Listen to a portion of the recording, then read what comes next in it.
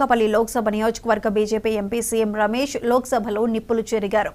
ఒకసారి అధికారం ఇవ్వాలని ప్రజలను వేడుకొని గెలిచిన ఆయన ఆ తర్వాత ఆంధ్రప్రదేశ్ను దోచేశారని మండిపడ్డారు.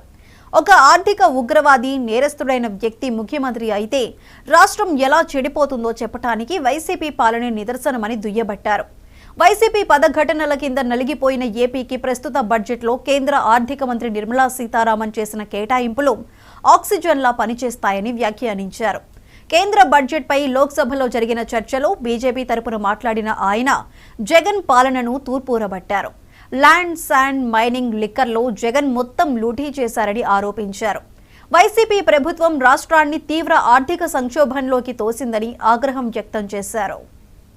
ఆంధ్రప్రదేశ్ ఈ రోజు పరిస్థితి చూస్తే మొత్తం దోచేశారు సార్. ల్యాండ్ లో, శాండ్ లో, మైనింగ్ లో, భూముల్లో, లిక్కర్ లో, అంటే ఒకటి కాదు సార్, చెప్తే ఇంకొక గంట సేపు చెప్పాల్సి వస్తుంది. ఆంధ్రప్రదేశ్ ఈ రోజు రాష్ట్రంలో ఎంత అప్పులు చేసినారు, ఎంత అవుట్ స్టాండింగ్ బిల్స్ ఉన్నాయో కూడా ఈ రోజు పరిస్థితి తెలియదు సార్.